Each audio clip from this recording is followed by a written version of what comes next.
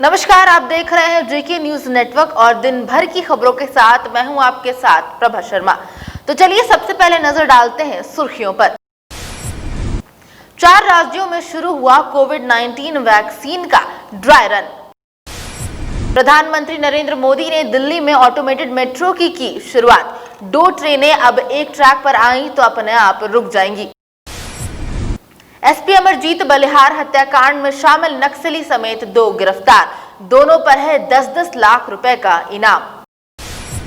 राजनाथ सिंह ने कहा, झारखंड के प्राकृतिक संसाधनों के साथ इनके स्वर्णिम इतिहास की भी चर्चा करनी है जरूरी। राज्य में सामान्य से 1 डिग्री नीचे गिरा न्यूनतम तापमान, अगले 2 दिनों में और गिरेगा पारा। अब खबरों को देखते हैं थोड़ा और विस्तार से। केंद्र सरकार ने कोविड-19 वैक्सीन के लिए 4 राज्यों में ड्राई रन शुरू कर दिया है। इसमें सोमवार से पंजाब, असम, आंध्र प्रदेश और गुजरात के 2-2 जिलों में कोविड-19 वैक्सीनेशन के लिए मशीनरी की जमीनी तैयारी को परखा जा रहा है, ताकि वास्तविक वैक्सीनेशन से पहले जरूरी कमियों का पता लगाया जा सके और उन्हें समय रहते दुरुस्त किया जाए। वैसे केंद्र की प्रस्तावित योजना के अनुसार वास्तविक वैक्सीनेशन जनवरी में शुरू हो सकती है। आपको बता दें कि अब तक सरकार सिर्फ बच्चों और गर्भवती महिलाओं को ही वैक्सीनेट करती रही है। इसके लिए अलग अलग राज्यों में हफ्ते का 1 दिन तय होता है। ये पहला मौका है जब देश में वयस्क आबादी को भी वैक्सीनेट किया जाएगा। इस वजह से कोविड-19 वैक्सीनेशन ड्राइव के लिए सरकारी मशीनरी की तैयारी देखने केंद्र सरकार ने 28 और 29 दिसंबर को ड्राई रन रखा है। ड्राई रन में राज्यों में कोल्ड चेन से वैक्सीनेशन साइट्स तक वैक्सीन लाने ले जाने की प्रक्रिया परखी जा रही है। इसी तरह वैक्सीनेशन साइट्स पर किस तरह की दिक्कतें आ सकती है, ये भी पता लगाने की कोशिश होगी। यहाँ वैक्सीनेशन साइट्स पर भीड़ के प्रबंधन के साथ ही फिजिकल डिस्टेंसिंग को भी देखा जा रहा है। प्रधानमंत्री नरेंद्र मोदी ने सोमवार यानी आज देश की पहली ड्राइवरलेस मेट्रो ट्रेन की शुरुआत की। दिल्ली में वीडियो कॉन्फ्रेंसिंग के जरिए जनकपुरी पश्चिम से बॉटनिकल गार्डन तक मेट्रो की 37 किलोमीटर लंबी मैजेंटा लाइन पर यह सुविधा शुरू की गई। इससे लोगों को मेट्रो में सफर का नया एक्सपीरियंस मिलेगा। ये सुरक्षित भी होगा। इसका सिस्टम ऐसा है कि 2 ट्रेनें अगर एक ट्रैक पर आ जाएं तो अपने आप रुक जाएंगी। इसकी शुरुआत करते हुए मोदी ने कहा कि 3 साल पहले मैजेंटा लाइन के उद्घाटन का सौभाग्य मिला था। आज फिर इसी लाइन पर पूरी तरीके से ऑटोमेटेड मेट्रो के उद्घाटन का सौभाग्य मिला। ये दिखाता है कि कैसे देश तेजी से आगे बढ़ रहा है। मोदी ने एयरपोर्ट मेट्रो पर पूरी तरह संचालित होने वाले नेशनल कॉमन मोबिलिटी कार्ड की शुरुआत भी। पिछले 1.5 सालों में 23 बैंकों की तरफ से जारी रुपे डेबिट कार्ड से कोई भी व्यक्ति इस कार्ड के जरिए एयरपोर्ट एक्सप्रेस लाइन पर सफर कर सकेंगे।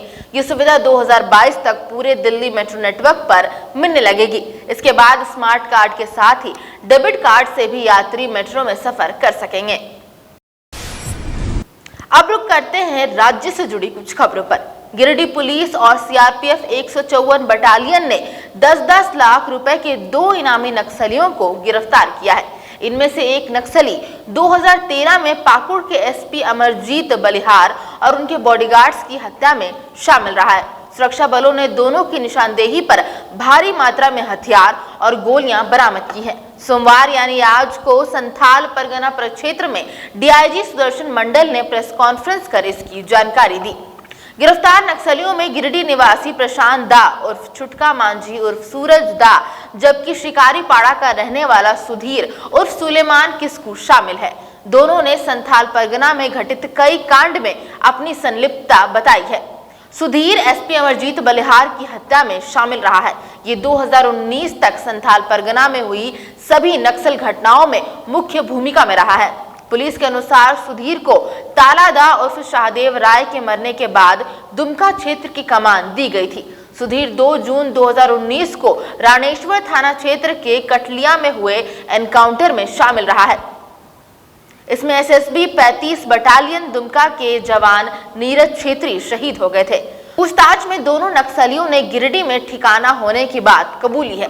गिरफ्तार किए गए नक्सलियों की निशानदेही पर पुलिस ने 2 INSAS rifle, 2 SLR rifle, 1 303 rifle, 1 315 rifle, 1 clot AR-15 rifle, 1 magazine INSAS, 4 magazine SLR, 1 magazine 303, 18 magazine charger, 50 rounder INSAS गोली, 135 राउंड SLR गोली, 1000 डेटोनेटर व 5 न्यूजल बरामद किए हैं।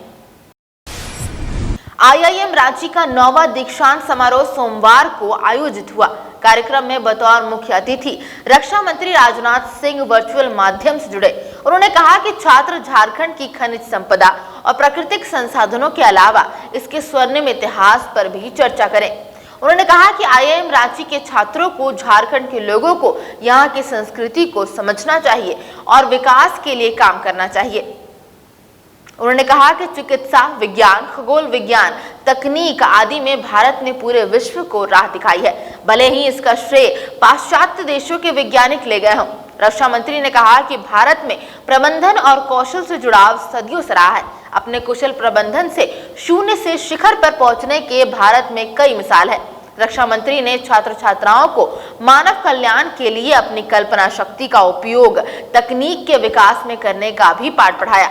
उन्होंने कहा कि कोरोना काल में तकनीक भी एक दूसरे को जुड़े रहने में मदद कर रही है। युवाओं के लिए ये सबसे बड़ी प्रेरणा है।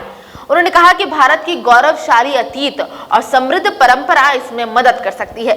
युवा अपनी धरोहर को समझे और आगे बढ़े। उन्होंने आगे कहा कि युवा इनोवेशन और नए आइडिया से चुनौतियों को अवसर में बदलने की क्षमता रखते हैं।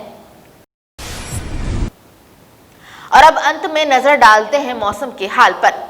रांची में न्यूनतम तापमान में एक बार फिर गिरावट शुरू हो गई है। मौसम विज्ञान केंद्र रांची के मुताबिक पिछले 24 घंटे में रांची का न्यूनतम तापमान 7.6 डिग्री सेल्सियस दर्ज किया गया है, जो सामान्य तापमान से 1.3 डिग्री सेल्सियस नीचे है।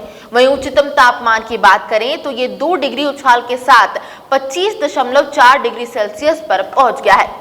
मौसम वैज्ञानिक अभिषेक आनंद ने बताया कि अभी झारखंड में अरब सागर की दिशा से हवा आ रही है। इसके कारण फिलहाल न्यूनतम तापमान स्थिर है।